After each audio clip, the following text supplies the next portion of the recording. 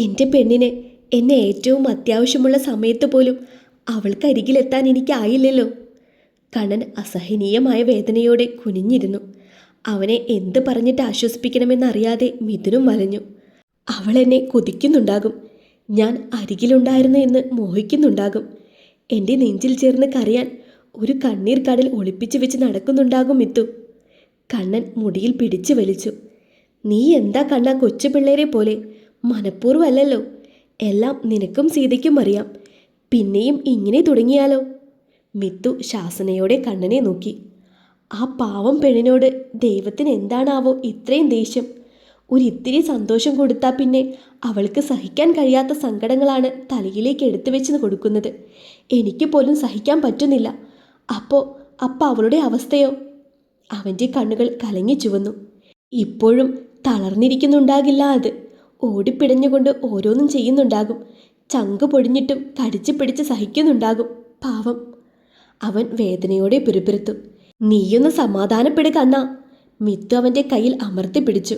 എങ്ങനെയാണ് മിത്തു എനിക്ക് സമാധാനത്തോടെ ഇരിക്കാൻ കഴിയുന്നത്? കൂടെ ഉണ്ടാകുമെന്ന് അവൾക്ക് വാക്കു കൊടുത്തിട്ട് അവൾക്കെന്നെ ഏറ്റവും ആവശ്യമുള്ള സമയത്ത് എനിക്ക് അവളെ ചേർത്ത് പിടിക്കാനായില്ല. അവൻ്റെ സങ്കടം തീരുന്നില്ല. നിനക്ക് നാട്ടിലേക്ക് പോണോ? മിത്ത് ചോദിച്ചു.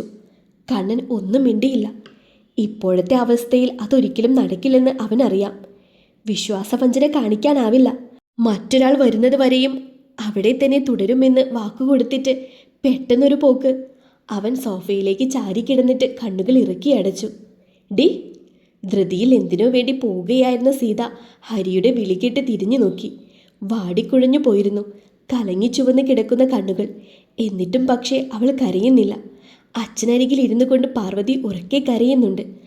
അതിനരികിൽ ചുവരിൽ ചാരി അർജുൻ തളർന്നു നിൽപ്പുണ്ട്. ഇവൾ മാത്രം വന്നപ്പോൾ തുടങ്ങിയ ഓട്ടമാണ്. എന്താ ഹരി? സീത ഹരിയെ നോക്കി. മതിയേടി, എവിടെയെങ്കിലും പോയെന്ന് ഇരുന്നേ നീ. ബാക്കി ഇനി ഞാൻ നോക്കിക്കോളാം. ഹരി അവളെ ചേർത്ത് പിടിച്ചു. വന്നപ്പോൾ സുധാകരൻ്റെ ശരീരം തുറച്ചു നോക്കി ചുവരിൽ ചാരി ഇരുന്നതായിരുന്നു സീത. പാർവതിയും അർജുനും കരഞ്ഞപ്പോഴും പിടിച്ചു നിന്നത് അവളായിരുന്നു. ഇടയിലെപ്പോഴോ ആരോ വന്നിട്ട് അവളോടെന്തോ ചോദിക്കുന്നത് കണ്ടു. അപ്പോൾ തുടങ്ങിയ ഓട്ടാണ്. തളർന്നിരിക്കാൻ പോലും അവകാശമില്ലെന്നതുപോലെ തിങ്ങിക്കൂടി നിൽക്കുന്നവർ ആ അവസ്ഥയിലും അവളെയും ഹരിയെയും തുറച്ചു നോക്കുന്നുണ്ടായിരുന്നു. സത്യമോ നുണയോ എന്നറിയാതെ ഇതുവരെയും പാടി നടന്നിരുന്ന ഒരു കഥ കൺമുന്നിൽ തെളിഞ്ഞു കണ്ടതിൻ്റെ മനസുഖം പലരിലും പ്രകടമായി തന്നെ ഉണ്ടായിരുന്നു. സ്വന്തം തന്ത മരിച്ചു കിടക്കുമ്പോൾ പോലും ഇവൾക്കിവനെ വേണമല്ലോ എന്ന് പരിതപിച്ച് പുച്ഛിച്ചവരാരും തളർന്നു പോയിട്ടും ചായാനൊരു തോളിലെന്ന കാരണം കൊണ്ട് മനസ്സ് കല്ലാക്കിക്കൊണ്ട് നടക്കുന്നവളുടെ നീറുന്ന മനസ്സിനെ കണ്ടതേയില്ല. ഇത് അവസാനത്തെ ഓട്ടമല്ലേ ഹരി? ഇനി അച്ഛന് വേണ്ടി എനിക്ക് ഓടേണ്ടല്ലോ. സീത അവനിലേക്ക് ചേർന്ന് നിന്നു. ചുറ്റും കൂടി നിൽക്കുന്നവരെ ഒന്ന് നോക്കുക കൂടി ചെയ്യാതെ ഹരി അവളെ പൊതിഞ്ഞു പിടിച്ചു. ഇന്ന് രാവിലെ കൂടി എന്നോട് ഒരുപാട് സംസാരിച്ചു ഹരി. പതിവില്ലാതെ ഇത്തിരി സ്നേഹം കാണിച്ചു. ഓർമ്മ ഉറച്ചേ പിന്നെ അച്ഛൻ സ്നേഹത്തോടെ ഒന്ന് നോക്കിയത് കൂടിയില്ല ഞങ്ങളെ. അപ്പോഴും ഞാൻ അറിഞ്ഞില്ലടാ അവസാനത്തെ സ്നേഹമാണെന്ന്. അവൾക്കൊരു കരച്ചിൽ തൊണ്ടയിൽ ചുവച്ചു. ഹരി അവളുടെ പുറത്ത് തട്ടിക്കൊടുത്തു. കുറ്റബോധം പേറിയുള്ള ആ കിടപ്പ് അതിനി കാണേണ്ടല്ലോ. പൊയ്ക്കോട്ടെ അല്ലേടാ. ഇനിയെങ്കിലും സ്വസ്ഥമായി ഒന്ന് ഉറങ്ങിക്കോട്ടെ. സീത പിറുപിറുത്തു. ഹരി അവളെ ചേർത്ത് പിടിച്ചു. എന്നിട്ടും അവൾ കരഞ്ഞില്ല. കാരണം അവൾ സീതാലക്ഷ്മിയാണ്. ചെറിയ കാര്യങ്ങൾ തളർത്തിയാലും വളരെ വലിയ കാര്യങ്ങൾ ചങ്കുറപ്പോടെ നേരിടുന്നവൾ. വെറുമൊരു നേർത്ത ചിരിയാൽ ഒരു കണ്ണുനീർ കടലിനെ മറച്ചു പിടിക്കാനുള്ള കഴിവുള്ളവൾ. അത്രമേൽ അറിയാത്തവർക്കെല്ലാം ഒരു കെട്ടുകഥ പോലെ തോന്നുന്നവൾ. കരഞ്ഞു വിങ്ങുന്ന മുഖത്തോടെ തനിക്കരികിൽ വരാനാവാതെ നിസ്സഹായിയായി നിൽക്കുന്ന നിരഞ്ജനയെ അർജുൻ വേദനയോടെ നോക്കി. കോളേജിൽ നിന്നും വന്നവർക്കൊപ്പം വന്നതാകും. കണ്ണുകൾ കൊണ്ട് തഴുകി തലോടി ആശ്വസിപ്പിക്കാൻ ശ്രമിക്കുന്നവൾ. അവൻ്റെ കണ്ണുകൾ വീണ്ടും നിറഞ്ഞു. കത്തിയാളുന്ന ആ ചിതയിലേക്ക് നോക്കുമ്പോഴൊക്കെയും കള്ളു കുടിച്ച് വന്നിട്ട് അസഭ്യം പറയുന്ന അച്ഛനെ ഓർത്തു സീത. അച്ഛൻ്റെ പോക്കറ്റിൽ നിന്നും കാശെടുക്കാൻ അച്ഛൻ ഉറങ്ങുന്നതും കാത്തിരുന്ന 3 കുട്ടികളെ കൺമുന്നിൽ കണ്ട് അവളുടെ ചങ്ക് പിടഞ്ഞു. അപ്പോഴും നിലയ്ക്കാത്ത കരച്ചിലോടെ പാർവതി അവളെ ചുറ്റിപ്പിടിച്ചിരുന്നു. ജനലിലൂടെ തെക്കേ തൊടിയിലേക്ക് കണ്ണു നട്ട് മരവിച്ചതുപോലെ അവൾ ഇരുന്നു. ലല്ലുമോൾ വരദയുടെ കൂടെയാണ്. ഈറനെടുത്ത് നിൽക്കുന്ന അർജുനെ ചേർത്ത് പിടിച്ചുകൊണ്ട് ഹരി നിൽപ്പുണ്ട്. ചിതയിലേക്ക് തീ കൊളുത്തിയതോടെ തന്നെ ആളുകൾ പിരിഞ്ഞുപോയി തുടങ്ങിയിരുന്നു. ചേച്ചിക്കും അനിയത്തിക്കും ഇനി കൂടുതൽ സൗകര്യമായല്ലോ എന്ന അടക്കം പറച്ചിലിനുമൊപ്പം അവരോടുള്ള ഇത്തിരി കരുണ പോലും ആരുടെയും കണ്ണിൽ പോലും കാണാൻ കഴിഞ്ഞില്ല. നാട്ടുകാരെല്ലാം പിരിഞ്ഞുപോയി. സുധാകരന്റെ മുറിയിൽ ചുവരിൽ ചാരി ഒരു പ്രതിമ പോലെ ഇരിക്കുന്ന അവൾക്കരികിലേക്ക് ഹരി വന്നു. പാർവതി അവനെ കണ്ടതും ഒന്നുകൂടി ചുരുങ്ങിപ്പോയി. ഹൃദയം പൊടിയുന്ന വേദനയമർത്തി ഹരി സീതയുടെ അരികിലിരുന്നു. പാർവിൻ്റെ നേർത്ത തേങ്ങൽ മാത്രം മുറിയിൽ മുഴങ്ങി. ഡി. ഹരി സീതയുടെ തോളിൽ തട്ടി വിളിച്ചു. അവൾ അവൻ്റെ നേരെ മിഴികൾ നീട്ടി. തീർന്നു ലേ ഹരി? ഒരായുസിൻ്റെ കണക്ക് മുഴുവൻ ഇത്തിരി ചാരമായി അല്ലേ? അവളുടെ മുഖത്തൊരു വിളറിയ ചിരിയുണ്ടായിരുന്നു. കുഞ്ഞിലെ വേരുറച്ചു പോയതാ അച്ഛനോടുള്ള ദേഷ്യം.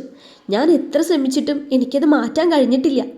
ആ പേരിൽ എനിക്ക് മുന്നിൽ തലയുയർത്തി നോക്കാൻ കൂടി പേടിയായിരുന്നു അച്ഛന്. ഇനി അതൊന്നും വേണ്ടല്ലോ. സീത വീണ്ടും നീറുന്ന ചിതയിലേക്ക് കണ്ണുകൾ പായിച്ചു. ഞാനും കുറേ വേദനിപ്പിച്ചിട്ടുണ്ട് ഹരി. ഒന്നും മനഃപൂർവ്വമായിരുന്നില്ല. ഒറ്റയ്ക്ക് എല്ലാം കൂടി എനിക്ക് പറ്റാണ്ടാവുമ്പോൾ പറഞ്ഞു പോണതാ. അച്ഛന് എന്നോട് ദേഷ്യമായിരിക്കും ലേടാ. ഞാൻ കുറച്ചുകൂടി സ്നേഹിക്കണമായിരുന്നു ലേടാ. സീത അവൻ്റെ തോളിലേക്ക് ചാരി. നീയൊന്ന് കരയാതെൻ്റെ സീതേ. ഹരിയുടെ സ്വരം വേദനിച്ചു. അതിനെനിക്ക് സങ്കടമില്ലല്ലോ ഹരി. സീതാലക്ഷ്മി സ്ട്രോങ് അല്ലേ? അവൾ അപ്പോഴും ചിരിച്ചു. പാർവതിയുടെ കരച്ചിൽ അല്പം ഉച്ചത്തിലായി. ഹരി നിസ്സഹായതയോടെ അവളെ നോക്കി. പെട്ടെന്നാണ് അർജുൻ അങ്ങോട്ട് കയറി വന്നതും അവൻ സീതയുടെ മടിയിലേക്ക് തല പൂഴ്ത്തി. അതുവരെയും പിടിച്ചു നിന്ന കരച്ചിലിൻ്റെ കെട്ട് പൊട്ടിച്ചു. ഉലയുന്ന അവൻ്റെ പുറത്ത് തട്ടി സീത അതേ ഇരിപ്പ് തുടർന്നു. ഹരിക്ക് അവരോട് എന്ത് പറയണമെന്നറിയില്ലായിരുന്നു. ആ നോവുകൾക്ക് കൂട്ടിരിക്കുകയല്ലാതെ മറ്റൊന്നും ചെയ്യാനാവാതെ അവനും നേറി. പോക്കറ്റിൽ നിന്നും ഫോൺ ബെല്ലടിച്ചതും സീത ഹരിയുടെ തോളിൽ നിന്നും അകന്നു മാറി. കണ്ണനാണ്. ഒരുപാട് പ്രാവശ്യമായി വിളിക്കുന്നു. നിന്റെ ഫോണിൽ കിട്ടുന്നില്ലെന്ന് പറഞ്ഞു. ഹരി അവളെ നോക്കി. ഫോണ് ബാഗിലെവിടെയോ. സീത പതിയെ പറഞ്ഞു. സംസാരിക്ക്. ഹരി ഫോൺ സീതയുടെ നേരെ നീട്ടി. അർജുൻ കരഞ്ഞു വിങ്ങിയ മുഖം അമർത്തി തുടച്ചുകൊണ്ട് അവളുടെ മടിയിൽ നിന്നും എഴുന്നേറ്റ് മാറി. സീത ഫോണുമായി എഴുന്നേറ്റ് പോയി. മതിയടാ, കരഞ്ഞാ പോയവർ തിരിച്ചു വരില്ലല്ലോ. നീ എഴുന്നേറ്റ് പോയി കുളിച്ചു വന്നേ. ഇനി നിന്റെ ചേച്ചിമാർക്കുള്ള ആൺതുണ നീയാണ് ഇവർക്ക് കൂടി ധൈര്യം കൊടുക്കേണ്ടത്. ഹരി അർജുനെ ചേർത്ത് പിടിച്ചുകൊണ്ട് പറഞ്ഞു. അവൻ തോളുകൊണ്ട് മുഖം തുടച്ചു. ചെല്ല്. ഹരി അവനെ പറഞ്ഞു വിട്ടുകൊണ്ട് എഴുന്നേറ്റു. കാൽമുട്ടിലേക്ക് മുഖം പുഴുത്തിയിരിക്കുന്ന പാർവതിയെ അവൻ വേദനയോടെ നോക്കി. ആ സങ്കടം മുഴുവനും നെഞ്ചിൽ ചേർത്ത് പിടിച്ച് പകുത്തു വാങ്ങണമെന്നുണ്ടായിരുന്നു. പക്ഷേ അവൾക്കത് ഇഷ്ടമാവില്ലായിരിക്കും. ഈ അവസരത്തിൽ കൂടുതൽ സങ്കടപ്പെടുത്താൻ വയ്യുന്നതുപോലെ ഹരി പുറത്തേക്ക് നടന്നു. ഹരി. വാതിൽ കടന്നിറങ്ങും മുന്നേ പാറുവിൻ്റെ വിളി കേട്ട് ഹരി അത്ഭുതത്തോടെ തിരിഞ്ഞു നോക്കി. നേർക്കുനേർ വല്ലതും പറഞ്ഞിട്ട് ദിവസങ്ങളായി. അവളെ ബുദ്ധിമുട്ടിപ്പിക്കാതിരിക്കാൻ പരമാവധി ശ്രമിക്കുകയായിരുന്നു. എന്നെ ഇങ്ങനെ അവഗണിക്കല്ലേ ഹരി. എനിക്കും ആരുമില്ലടാ.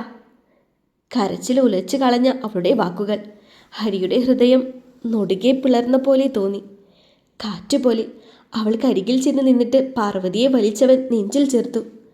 ഞാനുള്ളപ്പോൾ നീ എങ്ങനെ തനിച്ചാകും പാറു? നിനക്കൊരു ബുദ്ധിമുട്ടാവരുതെന്ന് കരുതിയിട്ടല്ലേടി ഞാൻ.